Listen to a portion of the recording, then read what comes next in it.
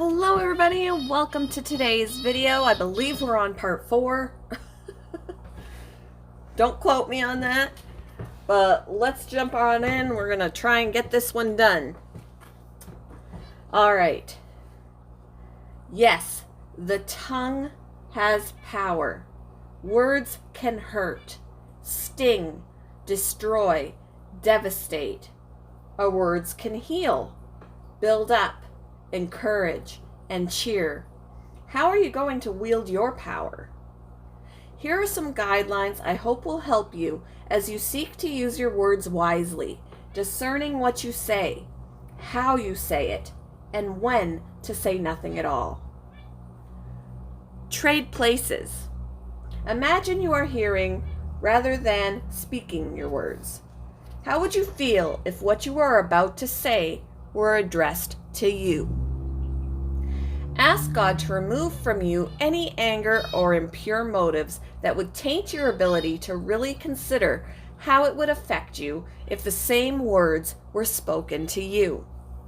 If you struggle with having empathy for the person to whom you're speaking, maybe putting yourself in their place will help you to change your mind about what you are going to say or how you will say it. Leave some things unsaid. Can you get your point across without over-explaining? Do you really need to say everything that is on your mind? When the time comes to have an important talk with someone, spend some time thinking through the major and minor points you feel need to be covered. Then, cross them off. Boil it all down to the most important thing that needs to be said. This will keep you from droning on and increase the chances that your listeners will be responsive to what you have to say. Temper your tone. When you were a teen, did your parents ever say, "Watch that tone of voice with me"? What you were saying might not have been wrong, but the way you said it was. Maybe it was delivered with a sarcastic tone, or an angry one, or an accusatory one. My college roommate had a mom who didn't like the way she sometimes emphasized certain words that ended with the letter T. If her mother called her name from the other room and my friend was particularly irritated that day, she would answer with a long and loud, "What?" emphasizing that final T with a really harsh sound. Her mother, using her middle name for emphasis, would tell her to watch that T. Especially when we have to say something difficult to someone, we need to do it with a tone of grace and kindness. It doesn't mean we lessen the seriousness of the words we are speaking. It just means we don't add to their harshness by the way we deliver them. Consider your countenance. People don't just hear with their ears. They also listen with their eyes. The facial expressions people see as we deliver our words can also speak volumes. Of course, there are times when playfully talking to someone we know well, we may smile when we deliver a dreadful line, all in jest.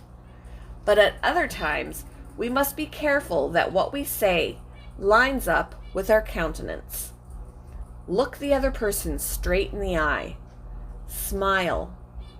Don't let your feelings come across too much on your face when they are talking.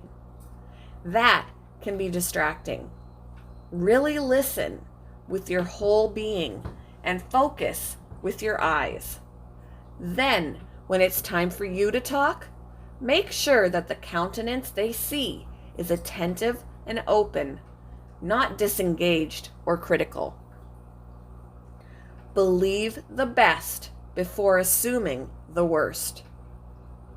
If you feel that you need to confront someone about something that affects you, it is best not to assume the worst about them. Believing the best before assuming the worst is the kind and honorable thing to do. Give them the benefit of the doubt. Don't jump to conclusions. Allow them to state their case before you make a judgment. Don't let your language be full of, well, this isn't just, this Well, isn't this just like you? Accusations, or once again you've done it. Revisits of history. Which brings us to the next point. Don't get historical. Fight the urge to rattle off every offense this person has ever committed against you. Sometimes the problem isn't that we are getting hysterical or losing our cool, but that we are dredging up the past and using it as a club to wall up the other person over the head. Treat each encounter as new without referring to the past, unless there is a really good reason to do so. By starting with a fresh slate and administering grace, your conversation is less likely to escalate into something ugly, especially if you are discussing a conflict. Be a history changer. Just like famous presidents or my mentor, Pat, you can change the course of history in the life of someone or a lot of someone's you know. Think for just a moment about who in your life might be empowered with some history-changing words from you today. Do you know someone who's struggling? Someone who does not believe they are worthy? Someone who is his or her own worst enemy? Could you say or write these 4 powerful words to them today? I believe in you. Maybe you need to tell a friend she is a good mother, especially if she's in the midst of beating herself up over the poor choice her child made. Or is there someone who needs to hear you say, "You're beautiful," just as they are staring into the mirror wishing they were someone else? Perhaps you know someone who would be so encouraged to hear that you trust their judgment, are amazed at their tenacity, are applauding their efforts, or admire their loyalty. Tell them. Notice the one who least expects to be noticed. When showering life-giving words on another human, don't just pick the people you know well. Notice the one who least expects to be noticed. The shy, single person at church. The faithful school janitor. The greeter at the department store. The single mom on the sidelines of the football field who just moved to your city after a nasty divorce. There is something deeply good about noticing a person who seems to blend in with their surroundings, not ever getting any attention. Jesus was always so in tune with those around him. He didn't just notice the prominent people. He noticed everyone, even the less than lovely ones. Choose your timing. Have you ever watched a stand-up comedian perform? It isn't always just the clever one-liners they deliver that make the people split their sides laughing. It is timing. A stellar comedian knows that good timing is everything. The same is true when it comes to the words we deliver. Timing is everything. Be prayerful and careful about when you talk to someone. And I don't mean only when you need to have a hard conversation or lovingly confront. Even everyday discussions about family or workplace logistics can be initiated at the wrong time. When calling someone, ask if they have a few minutes to spare, or if you should set up a time later to connect. The best time to discuss even neutral matters with my husband is not at 9:45 p.m. at night. He needs to be up by 3:30 a.m. for work. And my family knows better than to try to chit-chat with me when I'm watching a Detroit Tiger baseball game. It may be an important and long conversation you have to have with someone, or it might just require a few brief comments. Either way, watch your timing. Ask God to give you a wise perspective. A word fitly spoken and in due season is like apples of gold in settings of silver. This verse suggests that merely speaking the right words isn't enough. We need to speak them in due season. I will admit I don't quite understand all of the apples of gold and settings of silver business. I tried scouring commentaries and Bible reference books to find out just what it means. No one seems quite sure. Perhaps just a lovely piece of art crafted from precious metals. In the right time and place, our carefully chosen words can impart beauty and value to the hearer. They can also prevent a misunderstanding that may damage a relationship. I have struggled with rejection my entire life due to a few harsh words, hurling relatives and some past peer group situations. The saga of losing my social status in middle school at the beginning of this book was only one of many. As a result, I realize I may be hypersensitive to situations in which I feel slighted, left out, ignored, or worse yet, unwanted altogether. I had one of those experiences during the time I was writing this book. Try as I might, I couldn't shake the stinging feeling of rejection. I wanted to know why a decision had been made. I also wanted to make sure I wasn't reading things into the decision that weren't really there. I decided to pray about whether I should ask for a meeting with the person responsible for making the decision in order to get clarification.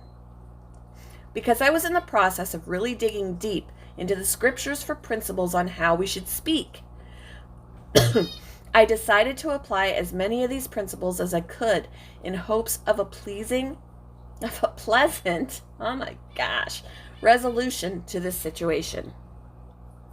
First, I prayed about the timing of such a talk. I sensed God telling me to hold off for a little while. I promised myself I'd take my own advice and not bring up anything in the past when I spoke to this person.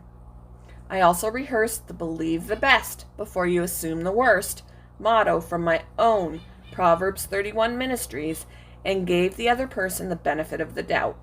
Perhaps she had a reason I hadn't thought about for making the decision. I listed out all the points I could make and questions I could pose. Then I crossed out all that were not vital, determining to not bring up secondary issues. Then one day while praying, pondering, and sipping herbal iced tea on the back deck, I sensed God saying the time was right. So I texted this person to ask for a meeting. When we met, though I was a bit nervous, my heart still slightly bruised, I made sure my countenance was pleasant. I respectfully relayed the events that occurred. I made sure to tell her what my perception was of the situation and resulting decision. Then I asked her if I was reading it correctly. Had I misinterpreted, or had I even done something wrong? She quietly listened to me before she spoke. Then she explained and encouraged. Her explanation made sense. Her supportive speech cheered my heart. What could have been a relational disaster was averted because I took the Bible's advice when approaching this person. As I, in the flesh and without input from God's word, had talked to others before talking to her. If I'd pouted to my friends and attempted to stir up some support on my side, if I'd spoken ill of this person, slinging mud as I did, we could have had ourselves a sticky and stressful situation. Instead, when it was over, I had answers. She had her reputation, and we both had peace and our relationship intact. Are you facing a tough conversation with a friend, loved one, or coworker? Let God's word guide and lead. Let it soften and soothe. Choose to honor him with your words and give others a chance to explain their actions to you. This is getting long, but it's almost done, guys. Over the course of the next few hours and days, you will be called upon many times to use your words. You will speak to those closest to you and likely also to complete strangers. What will be left after you have passed by? What will be left in the wake of your words? I tried water skiing once, and only once. It was the summer of 1976, and I was in the 7th grade.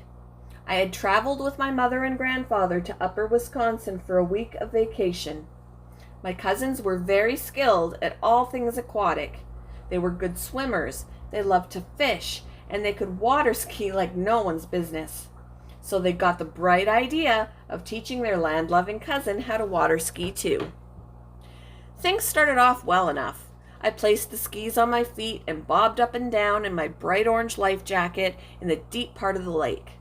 Clutching the line attached to the boat my Uncle Lee was about to drive. I had listened to all the instructions about how to get up on the skis and then how, once I was finally standing, to ski in a way that I would not fall. My uncle revved up the engine and took off. I did everything I thought I was supposed to, and pretty soon I was standing up and skiing. However, I encountered a slight problem. My skis started to drift off course and into the wake, a V-shaped formation of rushing water generated behind a boat. While it is pretty, it is also powerful. And when a novice 12-year-old water skier accidentally gets her left ski caught in the wake, she soon gets the scare of her life. I flipped and flopped. I took in gallons of water in both my mouth and nose, and I continued to be dragged behind the boat in the wake of my uncle's joyride. Now, had I only been smart enough to let go of the line, double duh, this whole incident would not have been so traumatic. But I was in shock, and I wasn't thinking straight, and somehow surmised that holding on for dear life was the right thing to do. As I said, it was the first and last time I ever went water skiing. Wakes are powerful. So are our words. And our word choices often leave behind a wake that can cause a ripple effect, for good or for ill, on all those around us. What is in your wake? Grumpiness or grace? Wrath or welcome? Heartbreak or hope? A fire hose of criticism or a gentle rain of healing water? As we navigate through life's waters, may we be ever mindful of the way our words can impart life and love to those around us. I know you have it in you to be a woman or man whose words are as lovely as apples of gold in settings of silver. You can speak life. You can offer hope.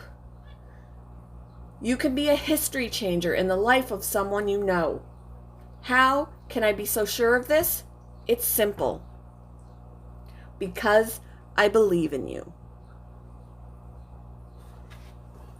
Thank you for joining me for today's video. I'm sorry this one got so long. I could have probably made it into a second part.